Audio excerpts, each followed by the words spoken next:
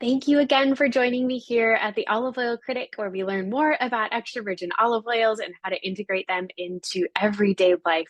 Today, I get to share with you a really exciting Novello olive oil. So again, Novello is typically an early harvest. It's the very first fruits of the season, and it's usually not a filtered or a racked oil. So it does contain just some of the fine sediments left over from the olive creation process, the malaxing and the extraction process of the oil. There's still evidence of the fresh fruit pulp in the oil that is typical of a Novello. You'll notice that they're cloudy in color because they haven't been filtered or racked.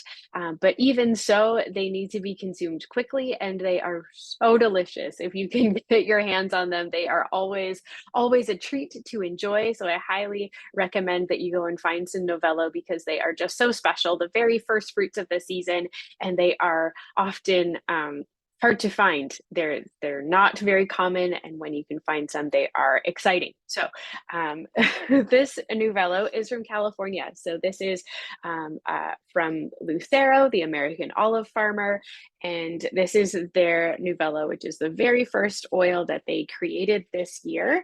And it is a blend of Arbequina, and I believe it has some Arbosana in it as well, just to round it out a little bit. And it is, oh, I love this brand. They do wonderful things. They care so much about their olive trees, and their grove itself is wonderful. They care for it diligently.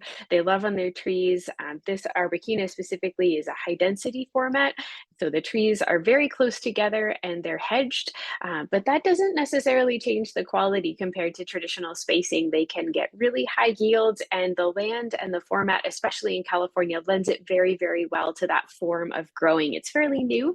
There's still lots of research happening around the format of hedging your rows and harvesting and growing in that way.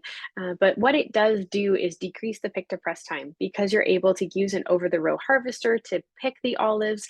It's much less labor intensive than pulling out nets or even using the traditional tree bumpers to get the olives off the trees. So it is very exciting to be able to add modern technology into the mix. And this format of growing that now is quite common in California, because they have the land, they have the ability to plant new trees and farm in this format. It's exciting to see how it's developing and changing. So that's how some of these trees are grown in this oil. And let's give it a sniff and see what it tastes like. The first fruits of the season. Oh, artichokes. Goodness, it's so artichoke forward. It just smells like you're sniffing one. Ripe and almost a bit of cooked artichoke in it as well, but definitely fresh, lots of grass in there too, but very artichoke forward.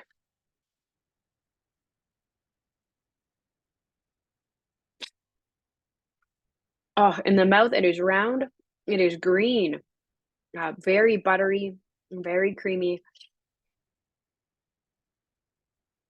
almost a hint of sweetness on the front, which is really beautiful. It balances really well with the savoriness from the umami that is just so present in the bitterness, but it's not overly bitter. It's quite still on the creamy side, lots of artichoke, fresh and cooked.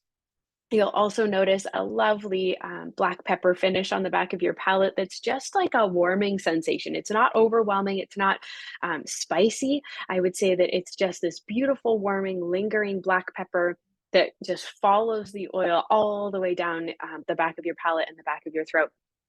It's really lovely how well balanced it is and harmonious. The artichoke carries from the nose all the way through to the palate, and then again down the back of your palate and down your throat. Oh, it's so lovely. It's bright and vibrant, but not overwhelming in an intensity standpoint, but definitely persistent. I can still taste some of the almond and artichoke. Lots of herbs, but again, not overly bitter. This oil is quite creamy and just rich and delicious. I would love to use this with just like ricotta cheese and some roasted tomatoes, and a drizzle of this on top would be so delicious. Some fresh herbs if you wanted, and just mop that up with some fresh bread. But The herbaceousness of this oil would pair really well with the cheese. A squeeze of lemon, like I said, the acidity from the roasted tomatoes would really also bring out the flavors in this oil and just really show it off well. The other place that you could use this would be grilled vegetables or roasted sweet potatoes would be delightful. Roasted beets again, quite sweet, and the herbaceousness of this oil would complement those flavors really well. Picturing like tahini salad dressings, if you think about tahini and lemon, some salt and pepper, and then add this oil into the mix, the flavors would just blend and combine so well. Add some pepitas, some roasted sweet potato, a little bit of goat cheese, and you've got this beautiful winter salad. Even add in some oranges if you'd like to add some brightness.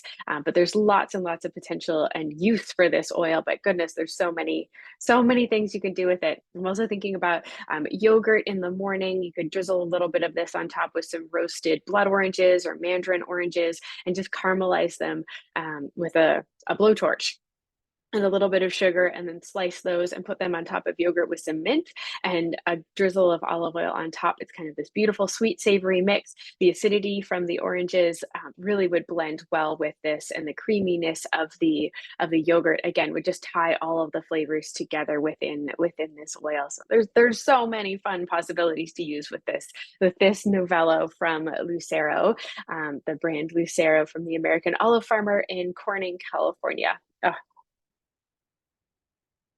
I must have another taste. It is so good. It's rich. There's no greasiness to it. You can tell that this oil is A, fresh, and B, new. It is just rich and creamy. It leaves your mouth very clean, but the flavors linger and they're so present within the whole mouth from front to back. It's a really, really beautiful oil. And I hope you get a chance to enjoy it. All right. Thank you for joining me here at the Olive Oil Critic, where we learn more about extra virgin olive oil and how to integrate it into everyday life every day.